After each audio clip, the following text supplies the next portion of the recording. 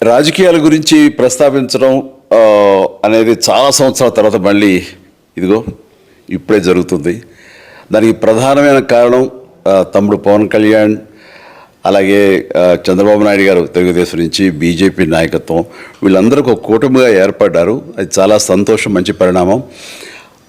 ఈ సందర్భంగా మరీ ముఖ్యంగా ఈ రోజున నేను ఇట్లాగా మాట్లాడడానికి ప్రధానమైన కారణం నా మిత్రుడు, చిరకాల మిత్రుడు సీఎం రమేష్, అట్లాగే పంచగల్ రమేష్ రాజకీయంగా అరంగేట్రం చేసింది నా బ్లెస్సింగ్స్ తోటి.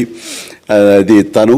అలాంటి పంచగల్ రమేష్ అండ్ సీఎం రమేష్ గారు వీరు నాకు కావలసిన వాళ్ళు ఇద్దరు కూడాను అనకాపల్లి కాన్స్టిట్యున్సీలో ఎంపీ క్యాండిడేట్గా, అలాగే పెందుర్తి ఎమ్మెల్యే క్యాండిడేట్గా వీరు నిలబడటం అన్నది నాకు చాలా సంతోషంగా ఉంది. ఎందుకంటే ఇద్దరు చాలా మంచి వాళ్ళే కాకుండా సమర్థవంతులు.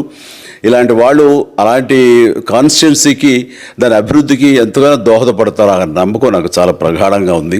ముఖ్యంగా సీఎం రమేష్ గారికి కేంద్రంతో ఉన్నటువంటి సంబంధాలు, అనుబంధం ఇది మరీ మరీ ప్రత్యేకం. నాకు అది ఎప్పటి నుంచో తెలుసు. వారి గురించి నేను వింటూనే ఉన్నాను, చూస్తూనే ఉన్నాను. అండ్ ముఖ్యంగా ఆ కాన్స్టిట్యున్సీ, అనకాపల్లి కాన్స్టిట్యున్సీ అభివృద్ధికి ఈయన పరిచయాలు, కేంద్రంతో ఈయనకున్న సత్సంబంధాలు ఎంతో ఉపయోగపడతాయి. తద్వారా రమేష్ అలాగే మిగతా ఎమ్మెల్యేలు అందరూ కూడా ఎవరైతే అభివృద్ధి చేయాలి ఆయా ఎమ్మెల్యే నియోజకవర్గాలు అనుకున్నారో అవన్నీ కూడా సజావుగా సాగిపోతాయంటానికి దాని వెనకాల సీఎం గారి కృషి డెఫినెట్గా ఉంటుందంటే ఎలాంటి సందేహం లేదు. అండ్ వీరి నాయకత్వంలో మిగతా వాళ్ళ ఎమ్మెల్యేలు అందరూ కూడాను కలిసికట్టుగా అనకాపల్లి అభివృద్ధికి ఎంతగానో దోహదపడతారు అండ్ రిజల్ట్ చూపిస్తాడని ప్రగాఢ విశ్వాసం ఉంది. కాబట్టి వీళ్ళిద్దరి గురించి ఈరోజు ప్రస్తావిస్తున్నాను. మీ అందరి ఆశీస్సులు వీళ్ళకి ఉంటాయని ప్రగాఢంగా నమ్ముతూ సెలవు తీసుకుంటాను. ప్లీజ్ వారిని గెలిపించండి. అనకాపల్లి నియోజకవర్గం యొక్క అభివృద్ధిని మనందరం చూస్తాం. అంతేకాదు, నాది చాలా పెద్ద కోరిక, ఆంధ్రప్రదేశ్ అభివృద్ధి పథంలో ముందుకు వెళ్ళాలి. దానికి కానీ మీరందరూ నడుము బిగించండి.